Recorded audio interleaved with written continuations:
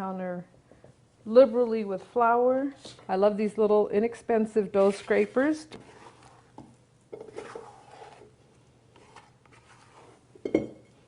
Scrape that right out. Sprinkle flour all over the counter, a little on the dough, and then just start kneading it. We don't want the dough to be too stiff. We do want a soft dough for challah. So add flour, do the quarter turn, and just keep kneading it. Now technically you would want to knead it for about 10 minutes. You could do less, you could do more, but you want to get the dough nice and smooth. I'm not going to add any more flour to this. And that's it. If you have a bread machine, I'm not sure how much it'll hold. This is probably about 6 pounds of dough. So you can scale the recipe back to fit your bread machine. Now I'm going to go rinse off my fingers so I can make a nice oiled bowl to put the dough into. So this is nice and kneaded, smooth. You can almost see the little air bubbles forming. I don't have much flour left on the surface, and it's just rolling right back. I can even see the air bubbles starting to form on there. Perfect. It's ready to go into the bowl. I'm going to drizzle a little bit of oil into my bowl, and I'm just going to pick this guy up top side down, and I'm going to give it a good push in, and I'm going to use it to smear that oil around. And then I'm just going to flip that up. There you go. And we're going to cover it with a tea towel on the counter. If you're more in a rush, maybe put it in the oven that has the pilot light going, or even just the viewing light on, so that'll generate a little bit of heat to get the rise going. But otherwise, bread really benefits from just sitting there until it's double in bulk, which means it'll pretty much come to the top of that bowl. So we're going to set that aside. All right.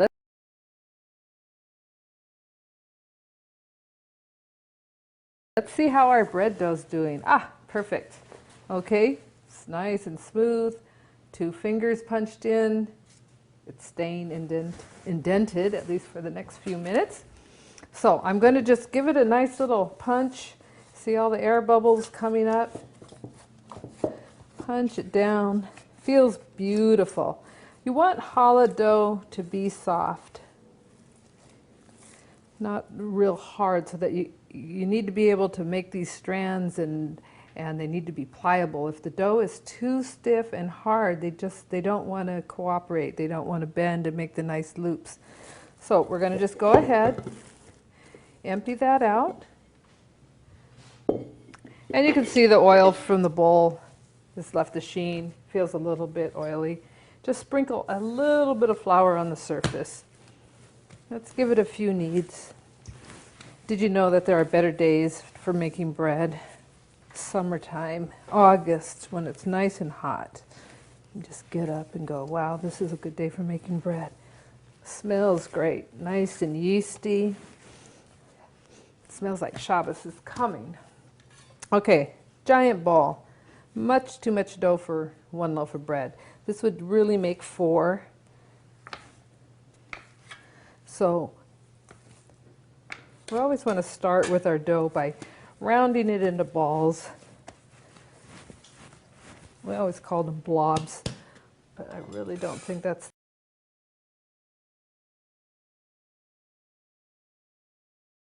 The first things we're going to make are rolls. There are 2 types of rolls that I make. One is the traditional little challah roll, and the other one is the rose flour. And they both start with a simple strand of dough. So I've quartered our dough. Feels like it's about 1.5 pounds. 1 blob of dough, we call them blobs. It's probably not the technical term.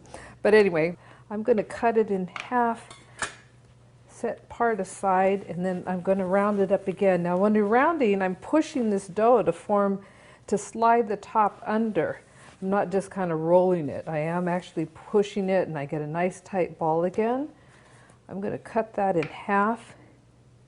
Each half I'm going to eyeball and just cut into, and that gives us 6 out of each half, so we'll be able to make 12 rolls. We don't want a lot of flour on the board, because if we have too much flour, all the dough just kind of rolls around in place. It needs to be a little bit tacky, and we roll just 6 inches, because we're going to let the dough relax before we try and tie that. If you try to stretch each piece out into a foot or so, it's just going to shrink back in and be hard to tie. And it's very difficult to tie all these little knots with dough that's fighting you. So just go ahead.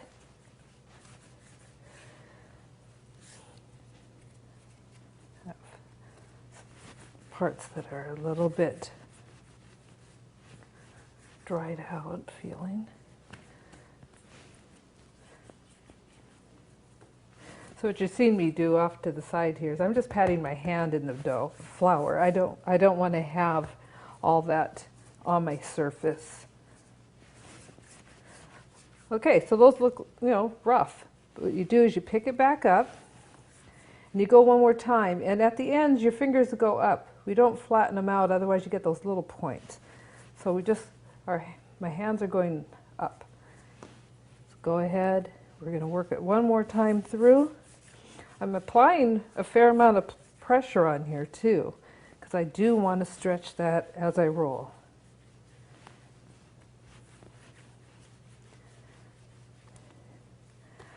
I usually work things in batches, doing the same step. It saves time, and it's easier that way just to do the whole thing. So there we go. That's going to be 6 rolls. I'm embarrassed to say that the first time I ever tried to do these, I thought it was 3 strands braided, all these teeny little things. I am going to try and turn to the camera so you can see this. You make a circle, you have a little bit of a hang there, drop it through, twist towards you, bring this forward and then down. See, you don't have to get a book. You have me to teach you how to do this. Simple, simple, simple. Again, take your strip, leave about 1/3 of it hanging, drop it through, twist towards you, and bring towards you, away from you, and down.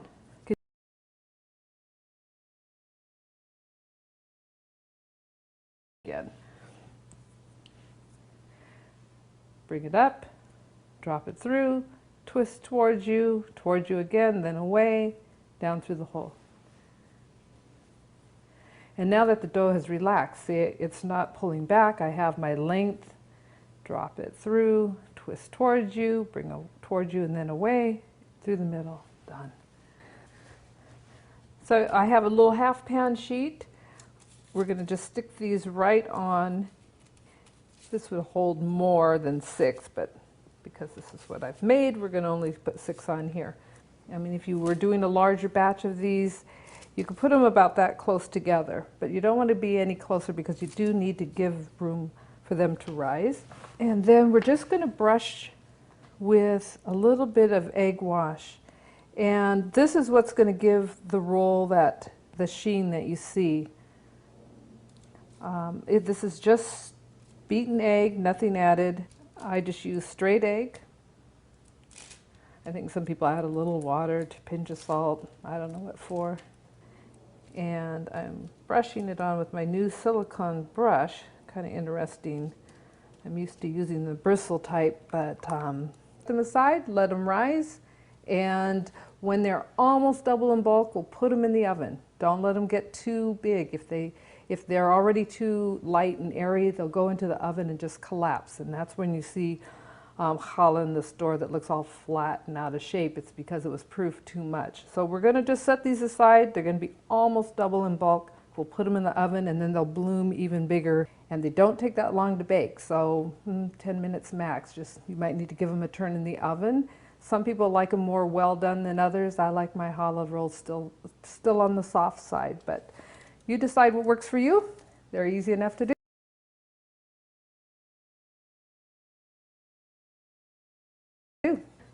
This is a pull-apart challah, and it's simply baked in a cake pan. And the way this is served is people just break off a roll. So everyone gets an equal portion. We're going to start by taking a ball of dough. I have a cake pan I'm going to use. I'm going to go ahead and give it a little bit of a spray so the challah will come out of the pan okay. I like to make 12 rounds. So again, like our 2 loaves of 6 braids, here we have 12 rolls, I think, representing the 12 tribes of Israel. This is very easy to do. So we're going to go ahead and roll up our little balls, doing this circular motion. See how nice and round that comes out? I'm actually applying pressure with the palm of my hand and rolling the dough. You can just feel it. It's dragging it from the top underneath, so it comes out smooth. And that's really all this is. It is 12 balls of dough baked into a cake pan with an egg wash on top. Some people will go like this. I mean, you can do that if you want. I just think it takes longer than just going like that.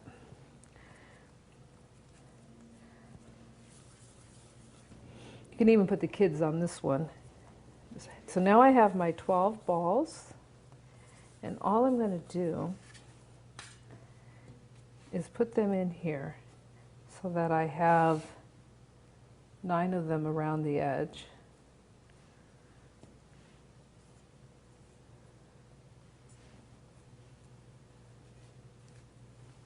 I'm going to put 3 in the middle. Okay, and really that's it. The space will all fill in as the dough rises.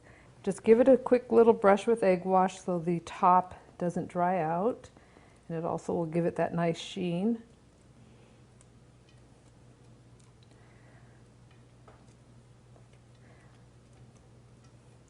This you don't really have to cut to serve. Everyone can just break off a piece.